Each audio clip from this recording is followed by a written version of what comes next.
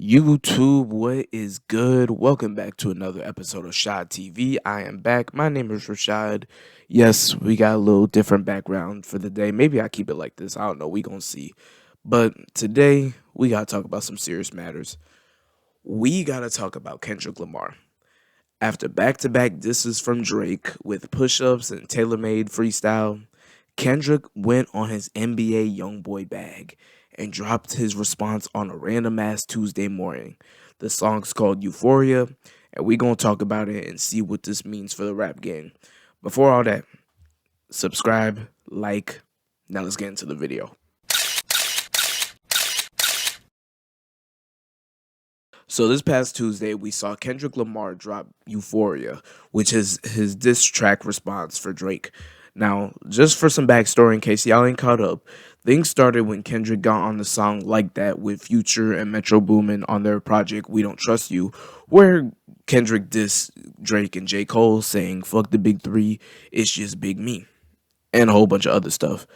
Drake responded on Push Ups, his song Push Ups, which came out about 2-3 weeks after Kendrick dropped that song, maybe even 4. I know he finished when he wrapped up tour. Clowning K. Dot tight, saying his last album was brick, saying he ain't top Dre, making fun of his label splits, all that stuff. And during all this, J. Cole also dropped a response, but then backed out of it afterwards. And it's just like, all right, J. Cole, so we're not even going to talk about that, man. And then a week or two later, after Drake dropped his response, he went on social media and dropped another song called Tailor Made Freestyle, which has AI verses from Snoop Dogg and Tupac, two people who Kendrick, of course, look up to, West Coast legends as well. And it was just a way for Drake to troll Kendrick into dropping a diss track finally. Tupac's estate actually made Drake take down the song. I guess they were sending out a cease and desist or whatever.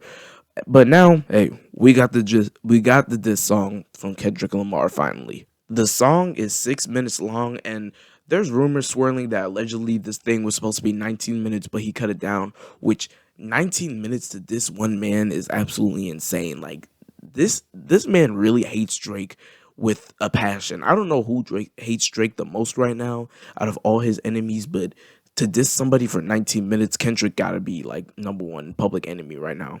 Now, because this is a 6 minute song, I'm not gonna sit down here and break down every single lyric for you because this video would be like 2 hours long, and I know y'all not gonna watch all that.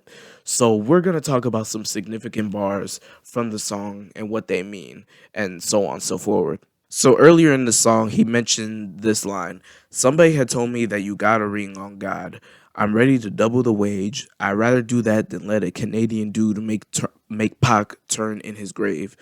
Now he's obviously referring to when Drake was flexing Tupac's ring that he bought last year and was wearing it. And like I mentioned, earlier, Drake trolled Kendrick with the whole AI Tupac thing. But now that I think about it, that whole thing with the rock or with the ring last year might have had some significance or a little, tension at that moment, or maybe like foreshadowing of the beef. Because obviously, Kendrick, he fucks with Tupac, he loved Tupac and all that stuff. Definitely was probably a pre-troll. And that's just another way to see that Drake, he will literally troll you, and only you and the person that's he's trolling will understand it. But, that's besides the point. By the way, I'm going to use this video to not be biased at all. I'm just going to tell y'all what was going in on these lyrics and what I think of them and things like that. So I'm not trying to be biased before y'all try to say I'm glazing Drake, okay? I'm a Drake fan, but I'm a journalist at the end of the day, and I can't be biased. So please respect my actions. All right, this is a longer one, so bear with me. But he says, "There's 3 goats left, and I see 2 of them kissing and hugging on stage. I love them to death, and in 8 bars, I'll explain that phrase. It's nothing nobody can tell me. I don't want to talk on no silly. You know I got language barriers. There's no accent you could sell me. Yeah, Cole and Aubrey know I'm selfish. The crown is heavy. I pray they my real friends. If not, I'm YNW Millie." From the bar where he said, "I'll explain that phrase," literally 8 bars later, he explained it. I'm not gonna lie, like that was cold. That and YNW Millie stuff was cold. But yes, he was talking about J. Cole and Drake and how they were going on tour and showing each other love on stage and all that stuff. And like Kendrick is letting him know, I'll slime your ass out. Like Kendrick is standing on business in these bars. I'm not gonna lie though. YNW Melly mentioning Melly like that is kind of hilarious because it's like, I know he's been under trial for like what 3 4 years now, or at least has been arrested for 3 4 years now, maybe 5 now that I think about it. But it's like, bro, he still hasn't been convicted, and you gonna do him like that? Like that's just hilarious to me. But yeah, Kendrick is on his crash out timing. We saw that on like that, and he's willing to. I'm not saying he's gonna kill these dudes, but like he's clearly showing people that like he's not messing around and that he's really like gonna take it there. He's not gonna kill you, but he wants to take it there type shit. He's trying to like instill that fear in people, if that makes sense. Yeah, fuck all that pushing P. Let me see you push a T. You better off spinning again on him. You think about pushing me? We hate all the women you F because they confuse themselves with real women. And notice I said we. It's not just me. I'm what the culture feeling. So that's obviously referring to Drake's whole beef with Pusha T. That was widely known forever. I'm not gonna lie though, people was hyping that bar up about let me see you Pusha T. It was a nice bar. It wasn't like nothing crazy though. Like I seen Lil Durk say something about grab my Drake and I push my T or something like that. Like that's not like it's not a crazy bar. I'm not trying to like I'm really not trying to be biased. I'm just saying I didn't think that was like a too crazy bar. But basically though, he is telling um Drake, you might as well go fuck with Pusha T at this point because you're not fucking with me. Um, and then he says, I think he's kind of trying to do the whole thing where he's talking about Drake and his supposed interest in like younger women and stuff like that, which was something that was like mentioned or like foreshadowed, not foreshadowed, but like mentioned. I think it was like joked about in Taylor Made Freestyle with the AI Pac when Pac was like, talk about him liking young girls. It gives me a kick. I heard it on the Joe Budden podcast, so it's gotta be true. That type of shit. I think Kendrick was literally responding to that. So maybe like Drake baited him into talking about that, but it's like I said, it's still Kendrick responding to what Drake was talking about on that Taylor Made song. This was one of the kickers. Now he said, how many more black features till you finally feel you black enough? This was that was a bar. That was a bar because obviously he talking about everybody's been making fun of Drake for him being biracial. Ross has said all this stuff, and now Kendrick's clowning him about that and how he's Canadian and Jewish and biracial and all that, but doesn't seem. It's like how do you understand the American dream is what people are talking about, and then also in reference to all the features that Drake has done, which Drake has known to be a hit maker and to give black artists some shine. So that's kind of like it's poking at a lot of things, but I think specifically with the whole biracial thing. By the way, I saw somebody else mention this, but J. Cole is biracial. He ain't getting no slander about being biracial though. Maybe that's why he's ducking the smoke. I don't know, but that's something else to think about during all this. But hey, who am I to say? I'm just observing. I'm hashtag noticing. Kendrick will also say in the song, yeah, my first one like my last one. It's a classic, you don't have one. So he's basically trying to say that Mr. Morale and the Big Steppers was a classic as well, just like Good Kid Mad City. I know like the other album was technically Kendrick's debut, but I think everyone just kind of looks at Good Kid Mad City as like the real debut album. But I'm not gonna lie, saying Drake don't have a classic album is kind of you just lying at that point. I hate when rappers do that, when they kind of just lie just to diss people, because it's like you can argue that Drake has 3 to 4 classic albums. He might have more classic albums than Kendrick, if we being honest, because Kendrick obviously he has Good Kid, Mad City, To Pimp a Butterfly. Damn is like for I don't really go back to Damn like that, but it's like fringe classic for me. You know what I'm saying? And again, I'm not trying to be biased. This is just how I feel. But versus somebody like Drake, he has Take Care, Nothing Was the Same. Views is kind of also in that kind of classic territory and whatnot.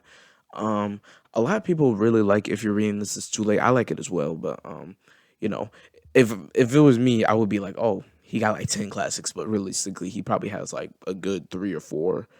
I'm gonna say 2 confirmed classics and like 3 or 4 that are like fringe. With like, If You're Reading This Is Too Late and Views, I would say are pretty classic Drake albums. Scorpion, now that I think about it, a lot of people like are critical on Scorpion. I think with Scorpion, it's like It's just too many songs. If it didn't have as many songs, definitely would be a classic because it already does have a lot of hits on there. But I don't know if it's really classic. So that's like 5 albums potentially that are classics, and you're gonna say he has none. It's like Kendrick. Let's not do that now. Let's not lie to these people. You can say whatever you want about his music, but saying no classics is crazy. But then again, you hate his ass, so I understand. I would do the same with my number one op. And then probably some of the funniest bars in here when he was like, "I even hate when you say the N word, but that's just me, I guess." And this is just him talking about obviously the whole biracial thing, and then he was like going in on Drake, like saying like how, "Oh, I hate the way you talk, I hate the way you dress, I hate the way you speak," like all that stuff. He was being petty. Like Kendrick was doing what Drake was doing on push-ups, and he was just straight up trolling. Drake's still trolling to this day. Kendrick is just straight up trolling Drake, like just showing how much he don't like you or like him rather, and just like making fun of him with all these things, like the biracial things. I wonder if Drake really like if that's like a soft spot for him or not, because a lot of people like Ross and Kendrick are all talking about him at once, and it's just like I wonder how he really feels about that. So I'm curious to what he's gonna say about that in the next diss track from Drake. So we're gonna talk about that later in this video as well once I get through this. Kendrick goes on to say, "When I see you stand by Sexy Red, I believe you see two bad bitches. I believe you don't like women. That's real competition. You might pop ass with them."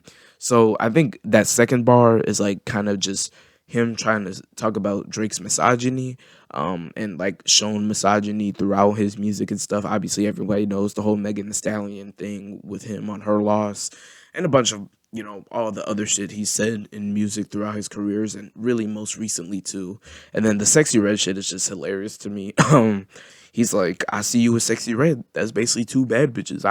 That's actually like that's the stuff I'm saying that I like about this diss from Kendrick. It's different from him.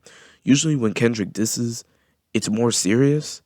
But for this one, it's like he's trolling, like he's being funny, but he's also being serious at the same time. Like that's what I really like about this stuff as well. And shout out to Sexy Red. She got mentioned in the Kendrick Lamar song. What can't she do? She really winning, but y'all not ready for that conversation though. Now Kendrick said, try cease and desist." I can't talk. Damn. "Try cease and desist on the Like That record. Ho, what, you ain't like that record?" So he's basically trying to say that Drake was trying to get that Like That record disc taken down. Like Drake wasn't playing with that, which is kind of crazy if that's true. It's like, Drake, you really not gonna stand on business like that? You gonna send that cease and desist? And if you don't know what a cease and desist is, it's basically like a pre-lawsuit. Like if you don't take this shit down, I'm suing you. That's basically what kind of happened with the Tailor Made freestyle and why that went away off Drake's social medias and all that. Yeah, like I said, it's just crazy how Drake actually wanted to take it down, because I think Kanye West was talking about how um people or somebody was taken down, or the Like That remix that Kanye did kept getting strike down. And days after, now Kendrick comes out with the cease and desist bar. So maybe it was Drake that was behind that stuff. Who knows? But it's kind of crazy though, because it's like, Drake, like you gotta just, because he didn't even mention Drake by name. I know he like obviously alluding to Drake, but he never even mentioned Drake by name. And you gonna let him do you like that? Like, I don't know, Drake. I don't like that if that's true. Like, you gotta stand on business when it comes to this type of stuff, bro. Like, show them who you are. Cease and desist stuff, that's dead. And another thing too, I remember part of the reasons that Rick Ross, or it was alleged that Rick Ross wasn't messing with Drake, was because of I guess Drake sent a cease and desist for one of the songs with French Montana and Rick Ross that was on French Montana's album, and Drake sent a cease and desist because Drake was supposed to be on the song, but then did all that. I don't know, and I guess that started problems. I don't know. I honestly don't know the whole context of that, but even then, it's like, damn, Drake, you really not playing around. You just gonna take motherfuckers to court straight up, not even through the music. Like, damn, that's crazy. But hey, he trying to get his bag. He probably got that gambling addiction he's trying to heal up with. I get it, but at the same time, it's like, come on, bro. And then there were like a bunch of bars where like he was just making fun of like Drake being from Toronto. Like he was making fun of the Toronto accent, saying fam like fam, using the word crody, which is Toronto slang for Brody. He was also mentioning like this one restaurant or cafe or whatever that's in Toronto that Kendrick's basically like, you can go find me over there if you got a problem with it. Like now he's talking about the hometown. hey, the weekend, you from Toronto too. You finna let that slide, or you finna crash out about it, or you finna let it slide because he's dissing Drake. Like, let's find out what you doing, man. But no, but he out here dissing Toronto like Kendrick ain't playing no games. And it's crazy because he'll go do a show in a few years in Toronto too, just for the fuck of it. And then basically Kendrick ends the song saying, whoever that's fucking with him, fuck y'all. And fuck the industry too. If you taking it there, I'm taking it further. Psst, that's something you don't want to do. And then he also ends the song saying, stop saying the N word. Like he was harmonizing it and shit. That was also funny. So it's clear that like Kendrick is dead ass about this whole like civil war stuff. Like he's saying if you fuck with him, I don't fuck with you, period. And it's a lot of people obviously that fuck with Drake. It's kind of like the Dirk and Young Boy thing where they were like, hey, if y'all fuck with each other, if you fuck with Young Boy, we not rocking with you on Dirk's side and vice versa. Like Kendrick's taking it there. And I think it's kind of crazy because it's like you wouldn't think the beef is that serious. Like Dirk and Youngboy, like somebody died about that stuff. But it's like with Drake, it's like it's really just a bunch of old ass motherfuckers being petty. But at the same time, it's just a lot of pride that's in the way, shit like that. But it's just kind of crazy how Kendrick's like, nah, y'all fuck with him, don't fuck with me, period. Like I said, a lot of people fuck with Drake. 21 Savage, Travis Scott, SZA obviously fucks with Drake, who was um, Kendrick's artist. Bunch of other people. I can like go on for days. Lil Durk obviously fucks with Drake. Cole is kind of questionable right now after the whole diss taking back the diss and hopping on Future's album. Like that's I don't think they're not friends, but who knows. But just it's a bunch of people, major people in the industry that fuck with Drake. So if he really gonna take it there, I guess he gonna take it there. But I just think that part's kind of crazy. But the last bar about Kendrick being like, "Hey, if you really want to go far with this shit, we can go far, but it's not gonna look good for you." So basically, what I'm getting from this song is that there's more in the vault, but if you want to keep going there, we can go with there. We can go there. And Drake basically did that too with push ups and tailor made freestyle, where it's like, this ain't even all I got. The next one's gonna really like. He literally said the next one's gonna really bring the dog out or some shit like that. Like and it's just like, bro, at some point, y'all just gotta say what y'all gotta fucking say. Okay? It's clear that these dudes have like dirt on each other that, you know, they if they need to, they'll push that red button. Like Drake said, if I press this red button, dog, everything forever changing and all that, right? And so, but it's just like I get it. You want to save the best for last, but at the same time, it's like this is a back and forth in the end of the day that we're talking about. Okay, y'all going back and forth on these songs and stuff. Drop your best stuff, and whoever kills, kills. Period. Like I don't know, bro. That's just like kind of like the one thing that I'm getting out of it is that like they clearly have some stuff, that built up stuff. They just don't want to share it right away. I get it. Don't show your cards just yet, but at the same time, it's like some point one of y'all boys gotta just stand on it and be like, hey, fuck you. Let's just say it right. We gotta say. And Drake was alluding to having so much dirt on people. I think it was on 8 a.m. in Charlotte. He's like, I got the footage of you bowing down, but the footage is safe. People thought he was talking about Kanye. He could be talking about Kendrick too. We'll see. But it's just so much going on with this whole debacle between these two, and it's just like this is a matter of all right, what's gonna come from this next after all these disses and all these subliminals and all that. Like, all right, what's gonna happen next?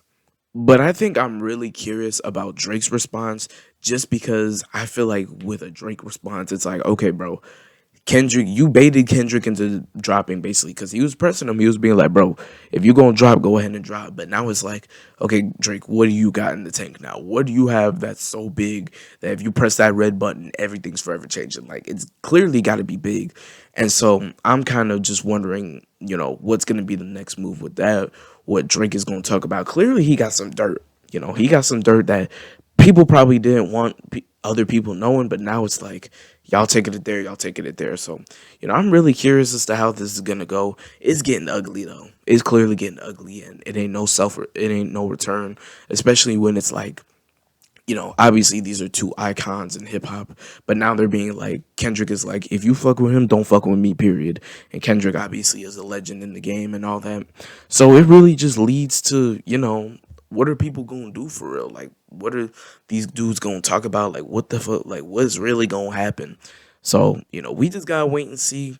Now, as far as who won this first round, I really don't want to be biased. I really don't want to be biased. So I'll say it like this. The one thing I got from all these, first off, I'm just comparing it from like push-ups to Euphoria.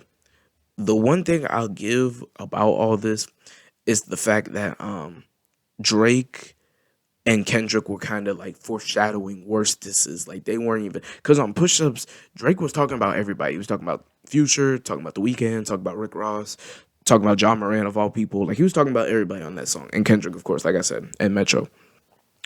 Like he had a lot to get off on his chest for that one. But this one with Kendrick, it was straight Drake. He ain't talking about nobody else. Obviously, that's the main person he has beef with, but still. And Taylor Made Freestyle was, of course, Drake strictly talking about Kendrick. But I'm curious as to see like what's the approach, because The Weeknd was talking crazy about Drake on the album again, and so it's just like, are we still don't trust you? So now it's like, okay, you're gonna trust both of them. Like this is literally a 20v1. Like everyone's coming at Drake's neck right now, so it's just like, okay, what's he gonna do next? Like there's a lot that's going on right now, but we just gotta wait and see. Honestly, I would prefer if Drake just goes at Kendrick, because that's like that big matchup right now. Also, we got like the undercards with like Chris Brown and Quavo, and somebody else is beefing. I forgot who, but Chris Brown and Quavo is like the undercard, and then like the main event is freaking Drake and Kendrick. It's kind of flip flopping though, because Chris Brown was doing some funny shit to Quavo with selling out his or buying all his tickets allegedly, but that's alleged though. But yeah, that's just like the big things that we can take away from this beef. Obviously, when more songs drop, we'll have more to dissect. But those were some of the big bars from Kendrick's diss, and we just gotta see if Drake's gonna respond. He probably is, but now it's just a matter of when at this point. But yeah, guys, that's mainly what I got up for today. Obviously, we'll keep you guys updated on here and on my TikTok, as well as we get new updates about this beef and all that. We gonna see what happens, of course. But we'll of course keep you guys updated. But thank you guys for tuning in. I'm gonna try and be more consistent. I've been saying that, but a lot of stuff been going on in the life. But we gonna try for y'all, because I got y'all. But thank you guys once again. Again, go leave a subscribe, like, do what you gotta do. This is Shot TV. We're gonna highlight y'all later. Peace.